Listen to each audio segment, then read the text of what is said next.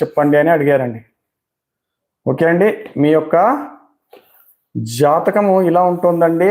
జాతక విశ్లేషణ దివ్య గారు 2026 సంవత్సరము ఓవరాల్గా చూసినట్టయితే ఈ సంవత్సరం మీకు టర్నింగ్ పాయింట్ ఇయర్ అండి. ముందు కొంచెం ఒత్తిడి ఉన్న మధ్య నుంచి లైఫ్ సెట్ అయ్యే దిశగా ఉంటుందండి.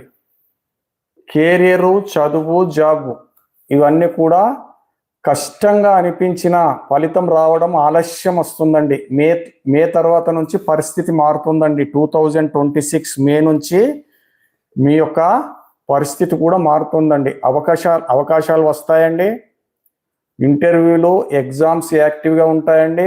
గవర్నమెంట్ జాబ్ ఇటువంటి ఏమన్నా ఉంటే మీరు ప్రయత్నం చేసుకుని government job, competitive exams try చేస్తున్నట్లయితే 26 రెండో భాగం అండి, అంటే జూలై ఆగస్టు నుంచి మీరు ఎగ్జామ్స్కు ట్రై చేసుకోండి. ఒకే లక్ష్యంపై ఉండండి. ఏదైతే మీరు ఏం చేయాలంటే గవర్నమెంట్ జాబ్ నాకు ఒకటి ఎంచుకుంటారండి, నాకు ఈ జాబ్ కావాలి. ఉదాహరణకు గ్రూప్ 1, గ్రూప్ 2 ఏదైతే అనుకుంటారో అది ఒకటే మీరు లక్ష్యం పెట్టుకోండి.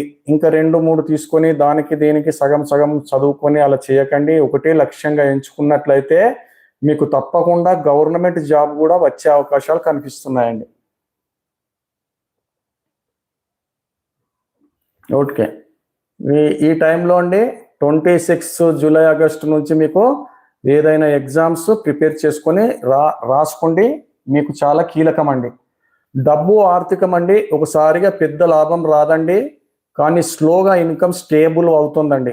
అనవసరం లేని ఖర్చులు తగ్గించుకోండి. కొంచెం అవసరం ఉన్నాయో పెట్టుకొని అనవసరం లేని ఖర్చులు అయితే తగ్గించుకోండి.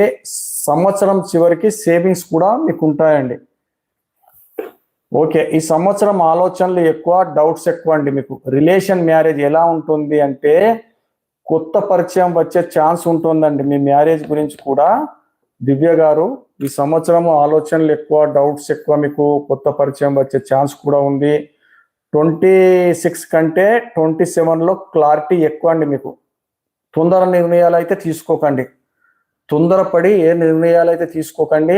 ఏదైనా 1కి 2 సార్లు, 2కి 3 సార్లు ఆలోచించి నిర్ణయించండి. తొందరగా సడన్గా నిర్ణయాలు అయితే తీసుకోకండి. దాంతో ప్రాబ్లం వచ్చే అవకాశం కూడా కనిపిస్తుంది. హెల్త్ అండి, హెల్త్ ఎలా ఉంటుందంటే మెంటల్ స్ట్రెస్, నిద్ర సమస్య, తలనొప్పి, కళ్ళు ఒత్తిడి ఇలా అనిపిస్తుంది. ఎందుకు అంటే మీరు మొబైల్ టైం తగ్గించండి.